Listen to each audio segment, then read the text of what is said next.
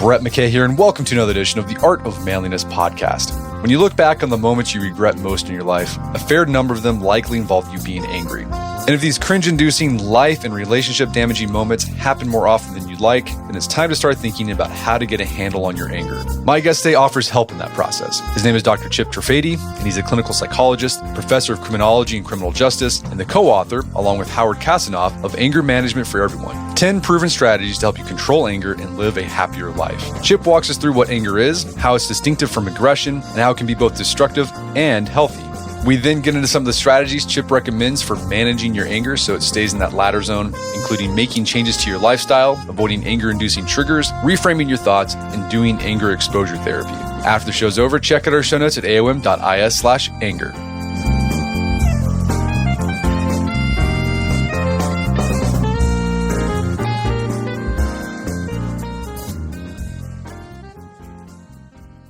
Chip Tafrate, welcome to the show. Thank you. It's great to be here. So you are a professor of psychology, but you teach at a school of criminology, and you ended up co-authoring a book about anger management. So how did a professor at a criminology school, criminal justice school, end up co-authoring a book about anger management? Well, I'm a clinical psychologist by training. So I've spent much of my career sitting across from people who struggle with the complexity of making changes in their lives. So the question is really, how did a clinical psychologist end up in a criminology department? And the story is that I did my doctoral dissertation on the topic of anger. And this was based on the advice of my dissertation supervisor at the time. His name is Howard Kasanoff. And he suggested that I explore an area that was understudied. And at that time, anger was underexamined. And even today in psychology, anger is still the forgotten emotion. And so Howie and I have been studying, writing, and talking about anger issues for the last 3 decades. I say we a lot, and I usually mean Howie. But in terms of the connection between anger and criminology, the answer is pretty straightforward, in that anger problems drive all sorts of destructive and sometimes extreme behaviors. And so most of the listeners of your podcast, I would predict that for many of them, some of their most cringe-worthy moments of their lives occurred when they were angry. So even though anger is a common experience, anger is the emotion most likely to lead people to have problems with the criminal justice system.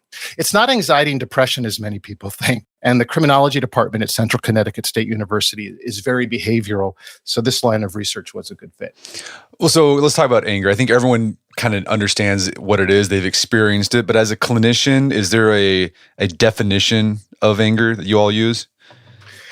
You know, it's a bit untangible to define anger. It's hard to define anger without using a synonym for the word anger. But maybe the best way to think about it is that anger is really our built-in threat protective system. And it's a complex reaction to perceived threats. So in modern life, we can feel threatened by all sorts of scenarios, such as when our children are bullied by other kids, maybe when a driver cuts us off on the road, by our neighbors driving too fast down the street, and so on and on and on. So anger emerges when we perceive threat.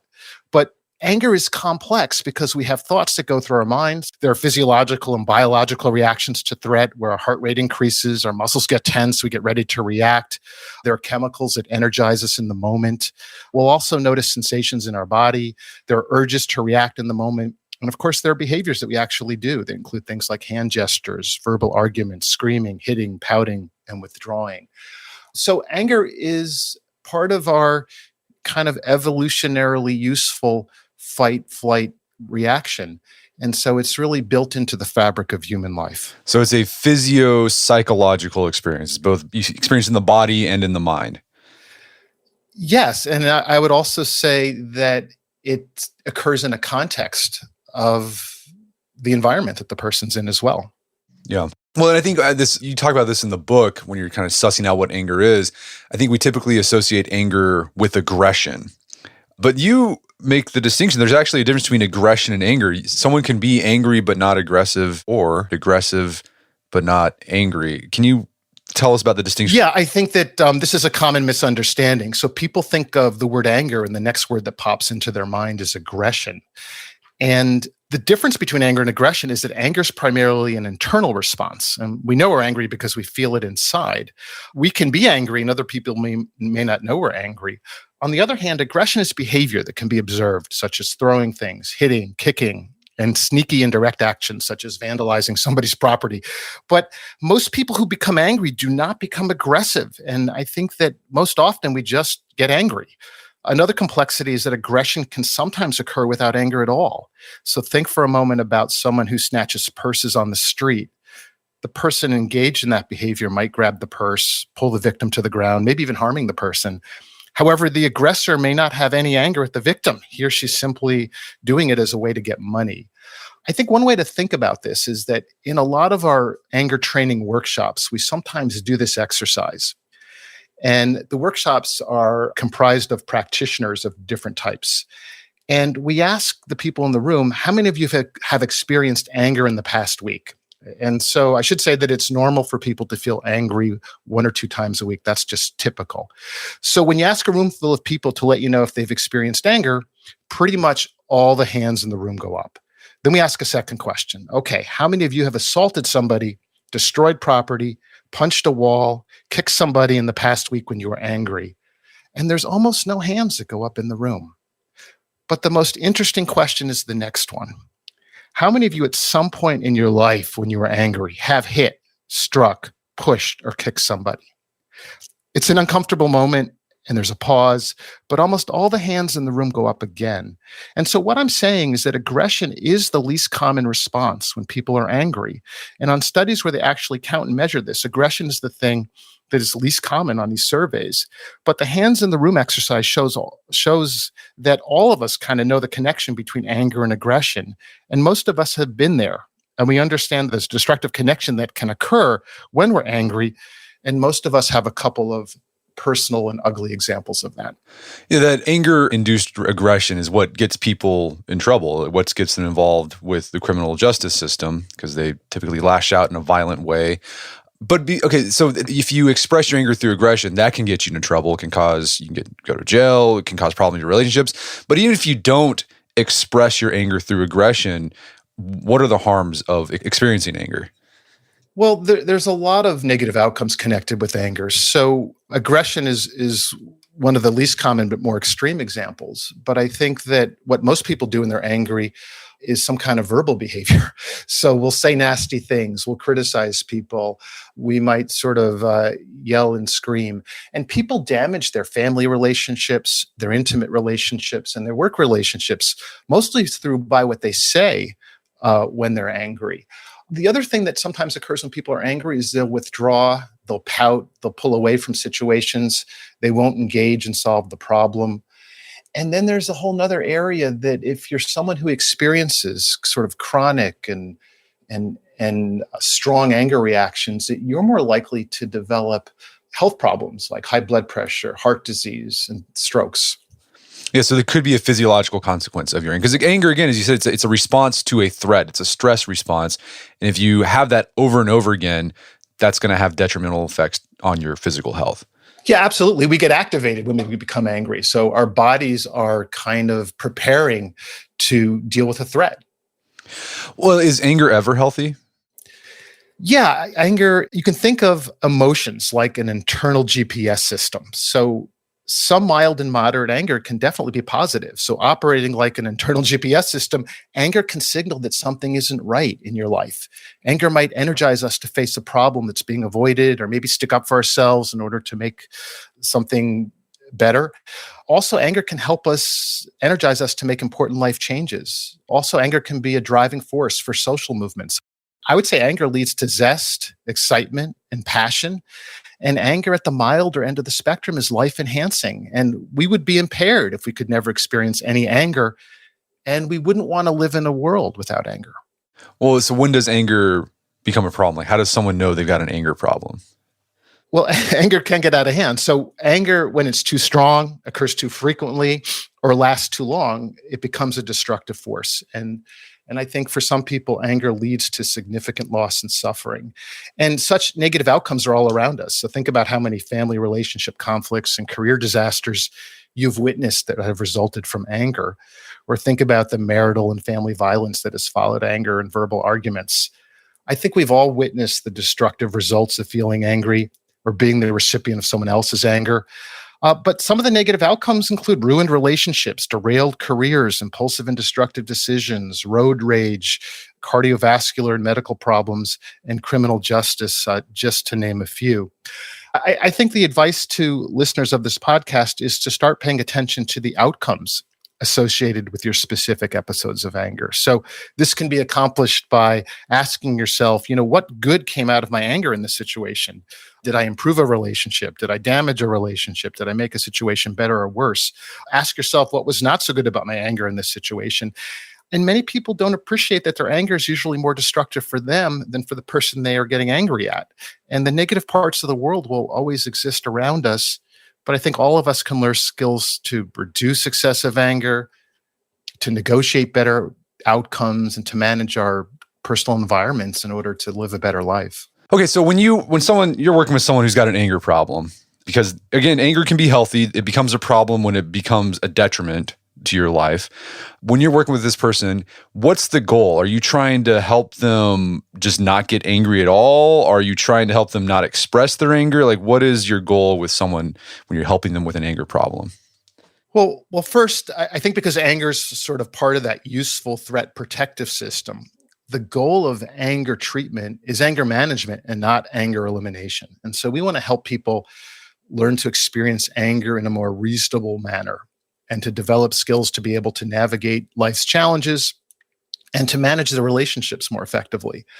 I think over time and with repetition, our anger reactions become automatic. And to change it, the trick is to get off autopilot. So when your anger threat system gets activated, recognize that you don't have to go along with it and get swept up in the emotion.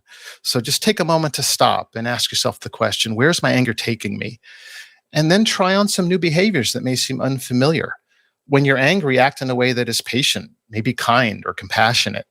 Try to search for a solution that will not make the problem worse. With practice, this becomes easier and it kind of turns into your new autopilot setting.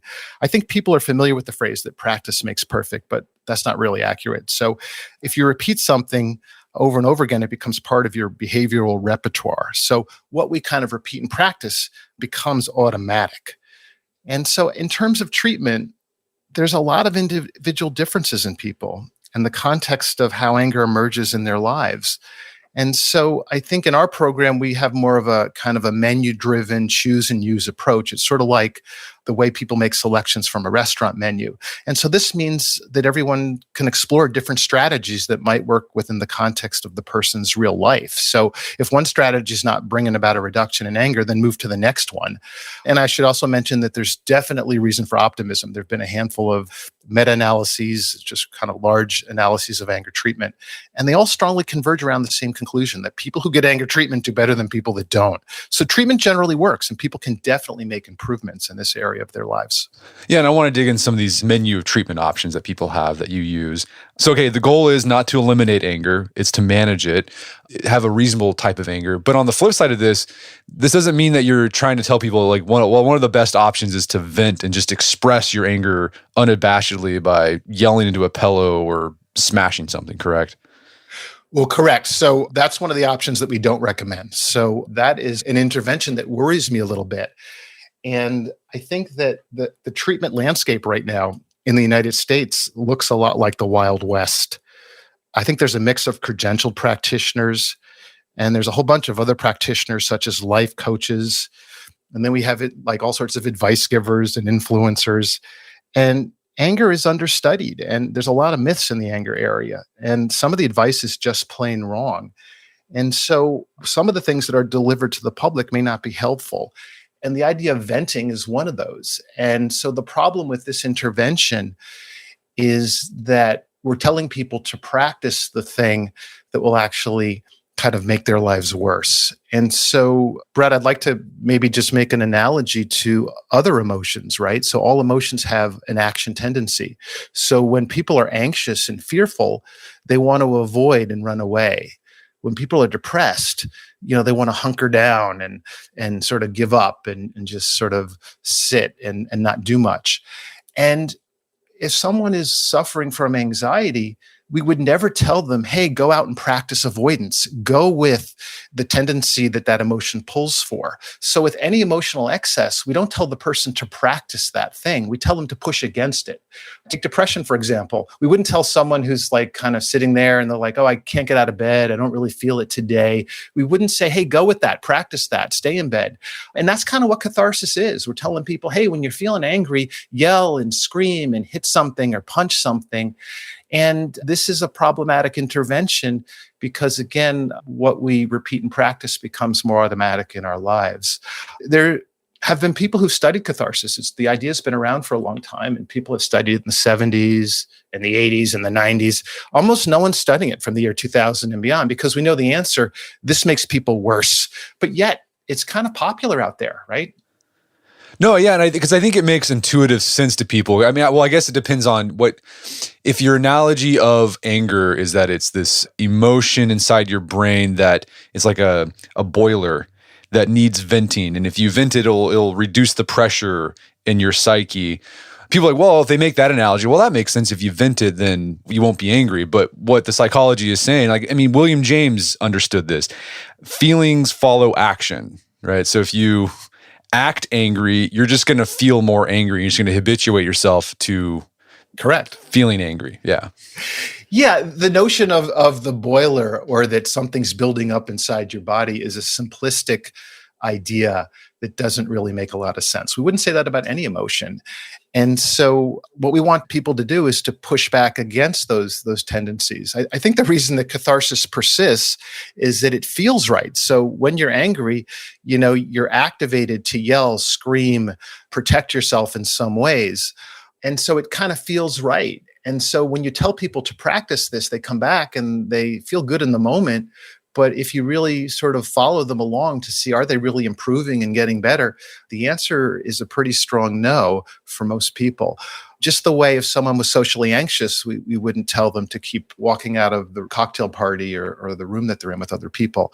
They might say they feel good in the moment, but they're not learning how to improve themselves in that type of environment. We're going to take a quick break for a word from our sponsors. And now back to the show. Okay, so catharsis doesn't work. Let's talk about what does.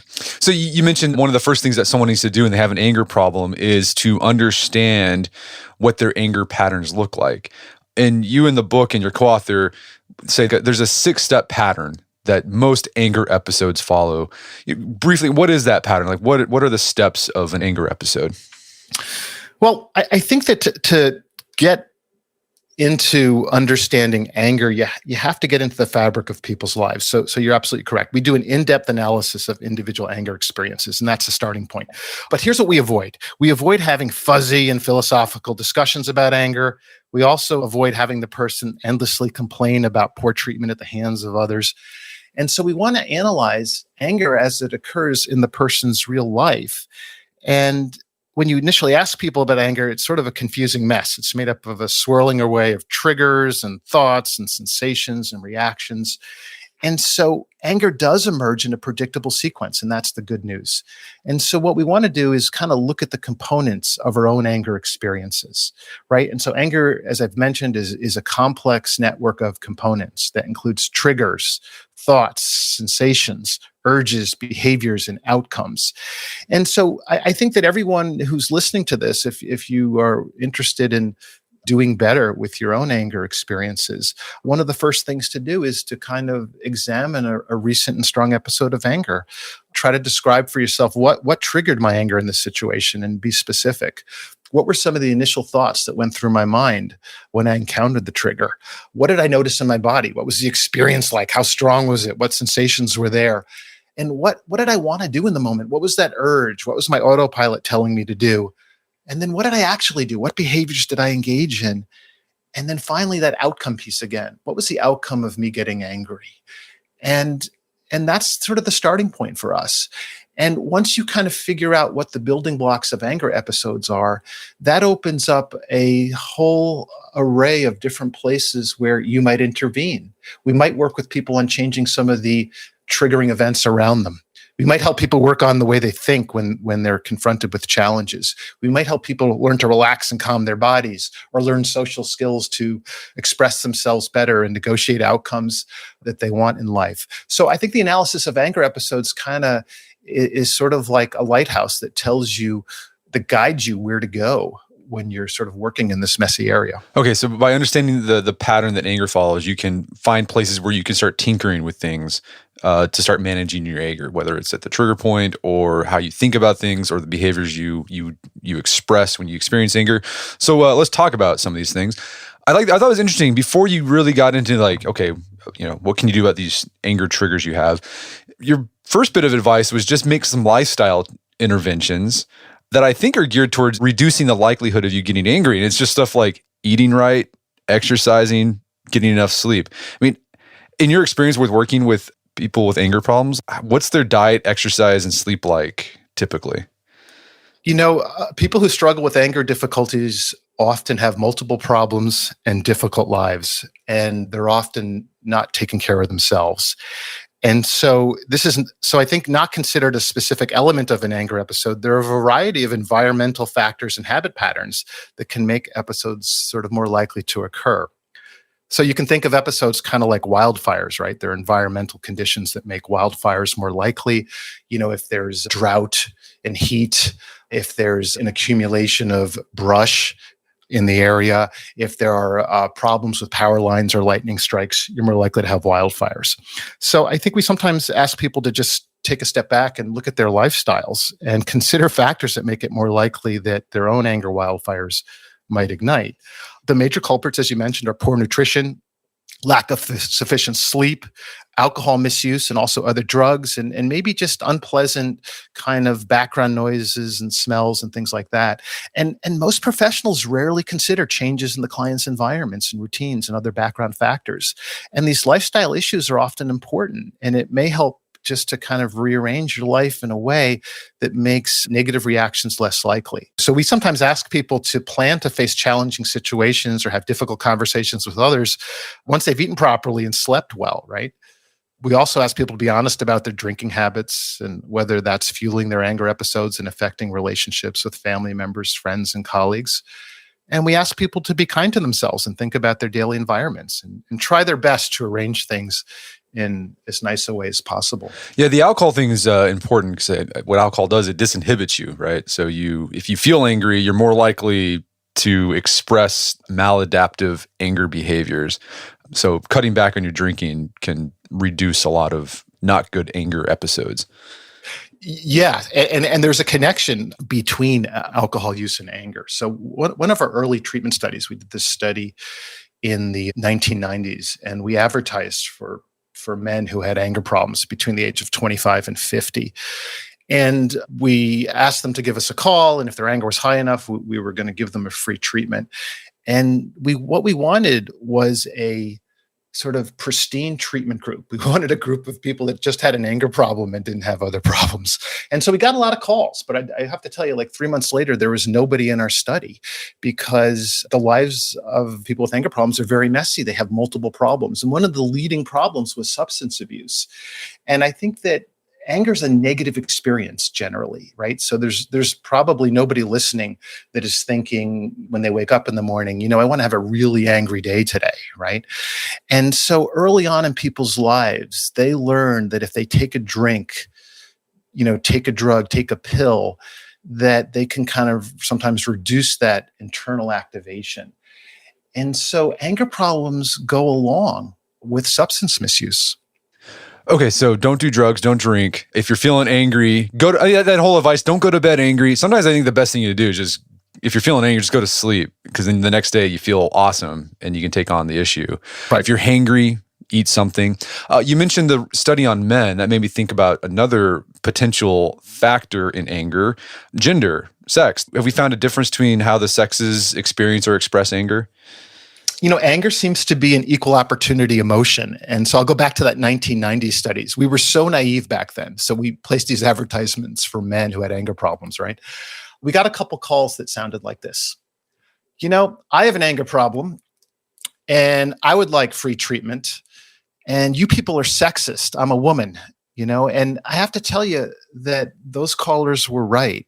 I think that we used to think that anger was just a male problem, but there's been a couple of descriptive studies that have been done that kind of look at, how anger emerges in people's real lives. And what we have learned is that anger is actually more similar than it's different for men and women. So men and women get angry at about the same rate. They get angry about the same things. They express themselves in similar ways.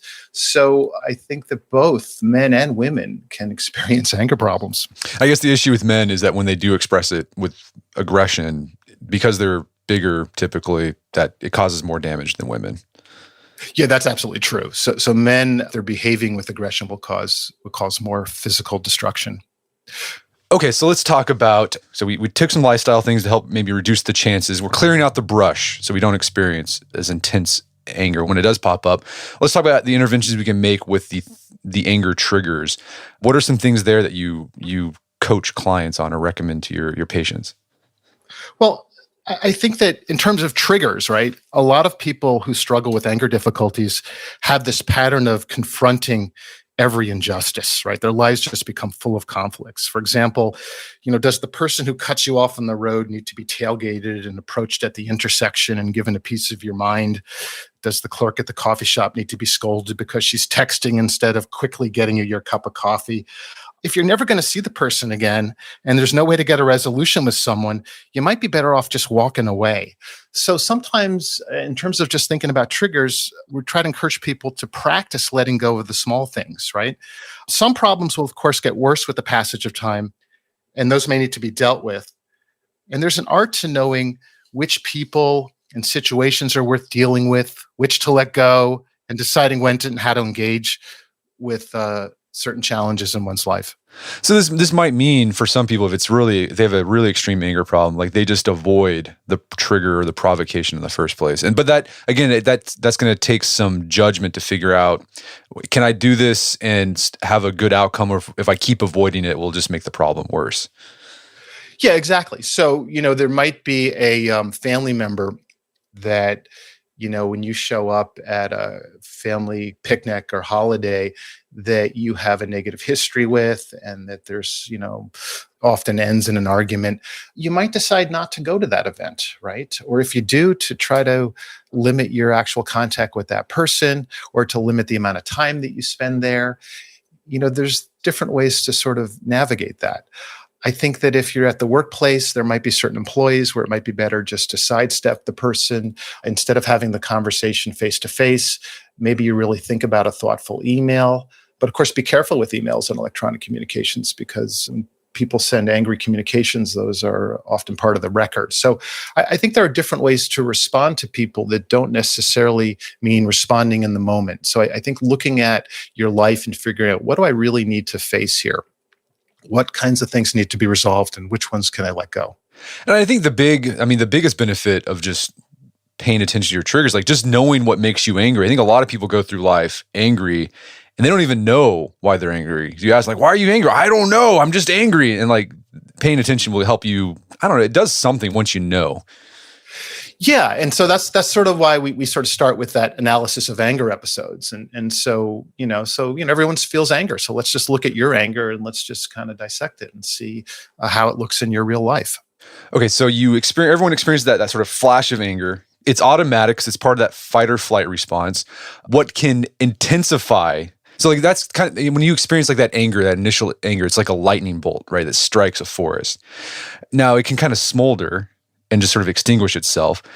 But it can start, growing and getting more intense into this raging fire because of our thoughts. So how the way we think when we experience that flash of anger, make anger grow out of control?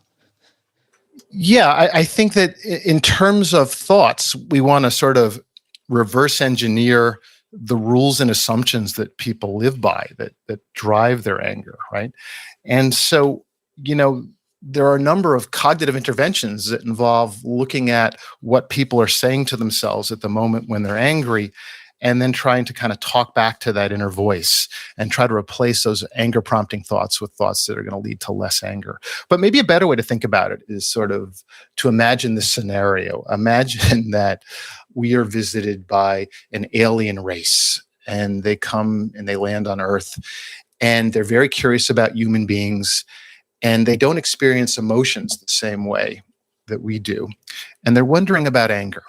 And your job is to write a rule book on how to become a really angry person. And so what would your rule book look like? Like, what would some of your rules be? And I'll share with you some of the rules. One rule might be to jump to negative conclusions about the actions and intentions of others. So interpret any potentially negative or ambiguous behaviors as being deliberately and maliciously targeted at you. Maybe another rule might be demand that people act in a way that you want them to, and insist that situations turn out the way you want. Another rule might be don't make a distinction between life's minor hassles and inconveniences and those things that are really important. Treat every difficulty and challenge as a significant setback. And so what we want to do is figure out what are the self-statements? What's the person saying when they're angry? What rules of life are they living by? And we want to kind of know the inner world of the person a little bit and help them learn to sort of change those thoughts in the moment. No, you can see these cognitive bias. I will call them biases. Like, let's use an example. Like, someone cuts you off, right, in the traffic. So when we feel that flash of anger, and then we have this demanding as well. No one should ever do that. They should be really thoughtful and they should have thought about getting into the other lane before they did it at that moment. And then they're like, this guy did that on purpose. Yeah, exactly. And he's just a jerk, and he's just trying to get my goat. And then like, it's a low frustration tolerance because it's a minor thing. It's not that big of a deal. I like the word awfulize you guys use. You're like, well, this is just the worst thing that could ever happen to me. What a way to start my day off. All that thought process is just making you more and more angry. It's not helping. Right. It's sort of fueling your anger and ramping it up.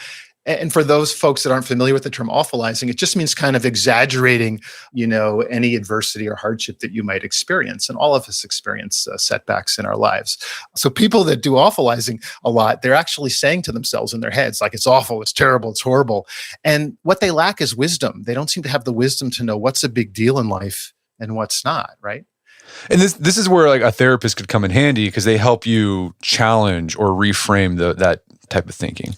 Yeah, they do. And I think when it comes to awfulizing, what it does is it takes energy away from solving your problems.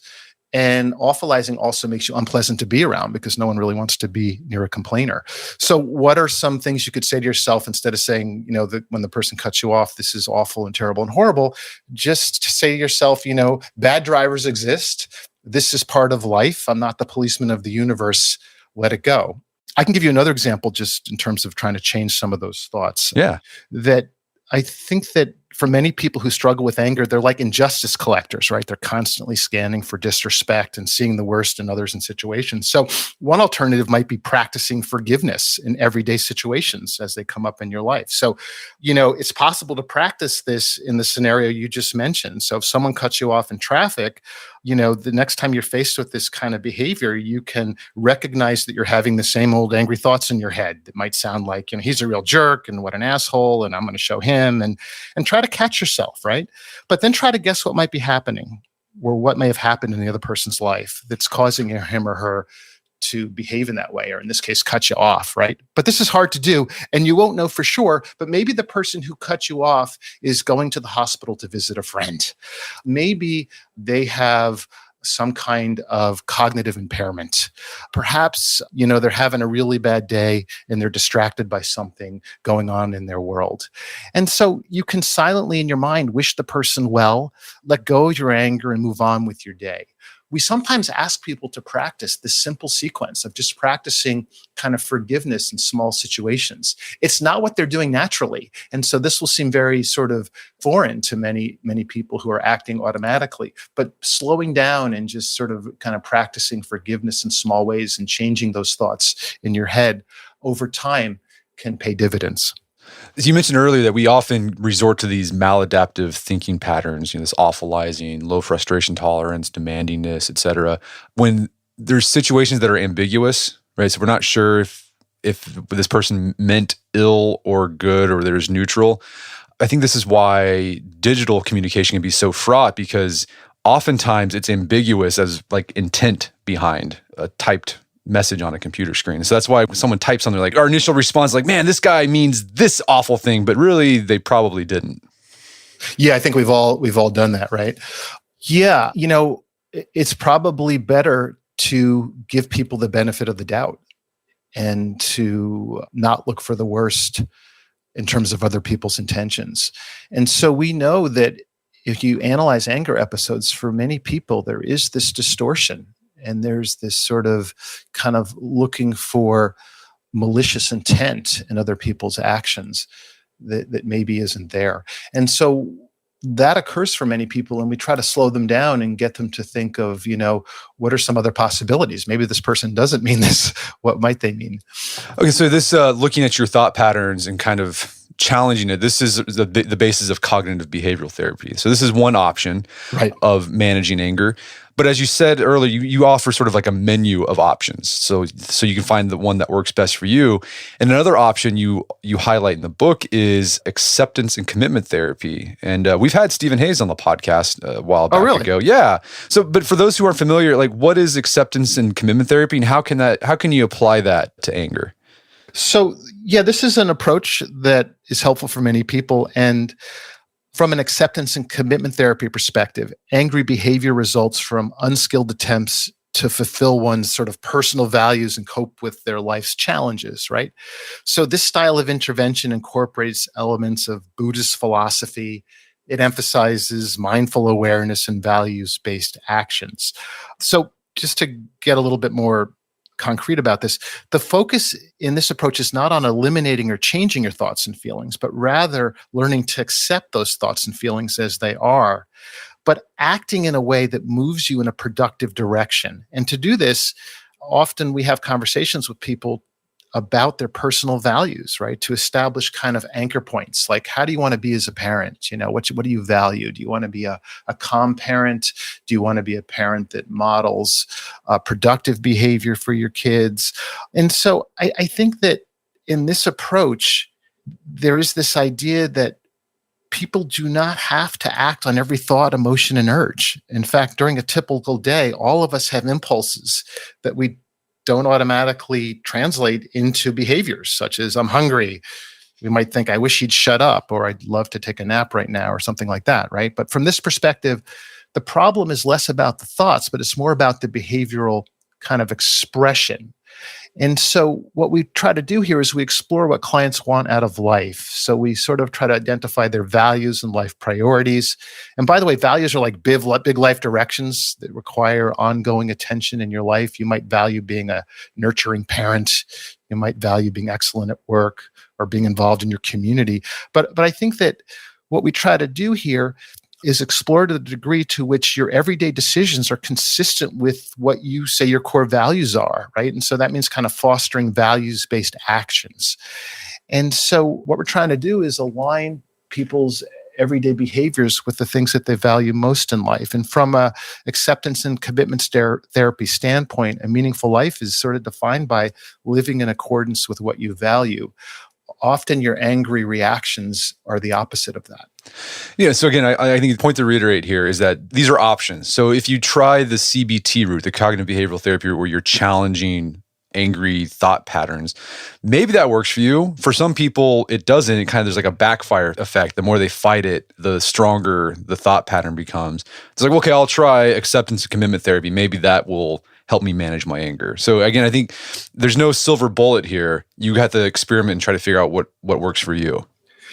Absolutely. And there's a whole range of options. And this is actually a big area. We could talk for hours about the different types of interventions that people have. We've just touched on a few of them. There's definitely more than one way to work on reducing your anger and improving your effectiveness in the world. One thing you mentioned in the book is this idea of exposure therapy. And I think we've heard people talk about exposure therapy with like phobias and extreme anxieties. So the idea is if you have a fear of spiders, then you kind of gradually expose yourself to spiders to the point where you no longer, like you kind of extinguish the fear. How does this work with anger? How can you use exposure therapy? Just you put yourself in angry situations? Like what do you do here? Yeah, exposure practice is one of the more attention-grabbing techniques. And so, I think if you want to understand exposure, the idea might be this: if on the anxiety side, if you watch a scary movie and you feel some kind of anxiety watching the movie, what would happen if you saw the movie 10 times? Yeah, it'd be like, Right? yeah, not scary. Okay. Right. I Not know it's scary at all. coming. Yeah. Yeah. So the idea here is that, we want people to practice new skills, right, in their lives.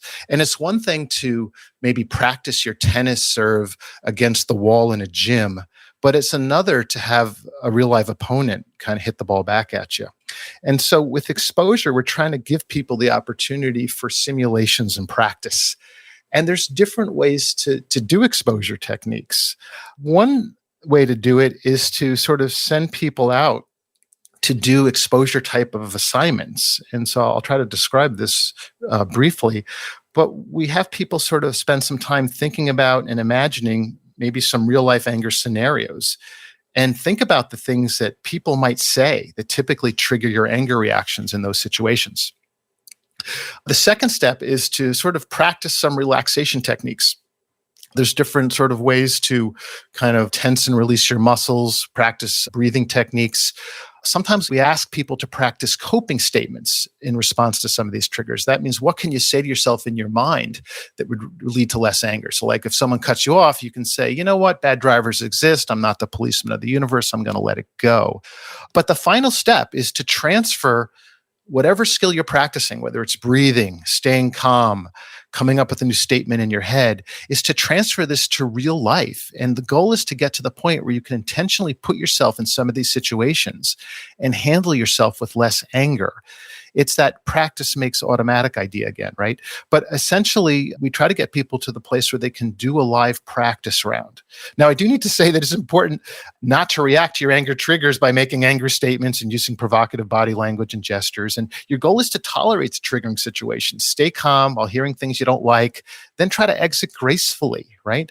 And so this could be done with a difficult topic with your kids, or maybe a partner, interacting with a coworker, dealing with a rude salesperson. The goal's always the same: stay calm, keep your angry autopilot response turned off, use your new coping skills, and try to make a graceful exit.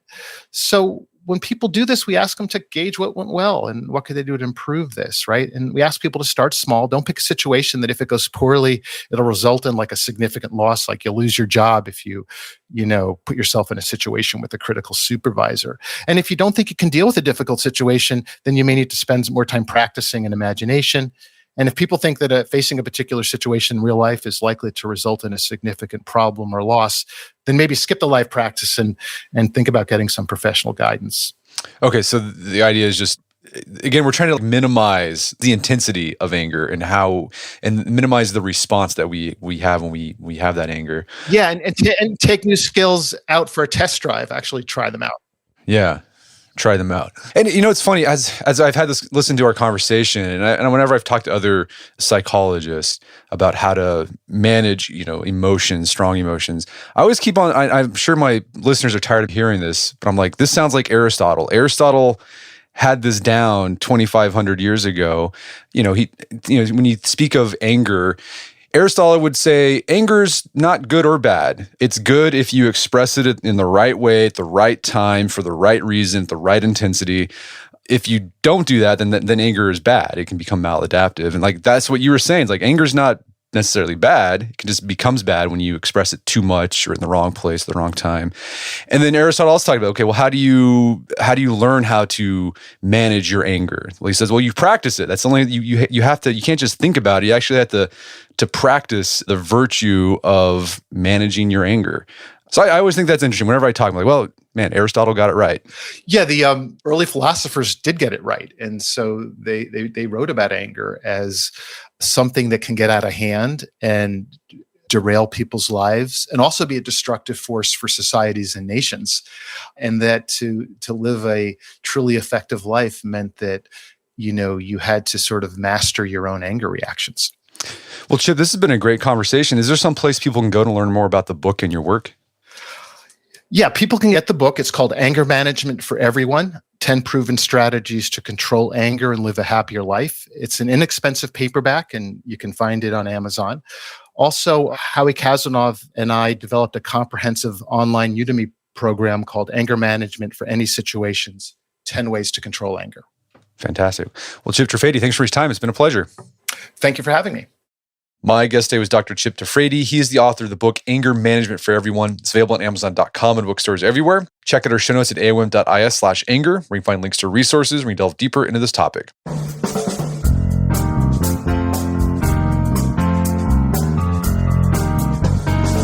Well, that wraps up another edition of the AOM podcast. Make sure to check out our website at artofmanliness.com, where you find our podcast archives, as well as thousands of articles written over the years about pretty much anything you think of. And you'd like to enjoy ad-free episodes of the AOM podcast, you can do so on Stitcher Premium. Head over to StitcherPremium.com, sign up, use code Manliness at checkout for a free month trial. Once you're signed up, download a Stitcher app on Android and iOS, and you can start enjoying ad-free episodes of the AOM podcast. And if you haven't done so already, I'd appreciate if you take 1 minute to give us a review on Apple Podcasts or Spotify. It helps out a lot. And if you've done that already, thank you. Please consider sharing the show with a friend or family member who you think would get something out of it. As always, thank you for the continued support. Until next time, it's Brett McKay. Remind you on the Listen AOM podcast, but put what you've heard into action.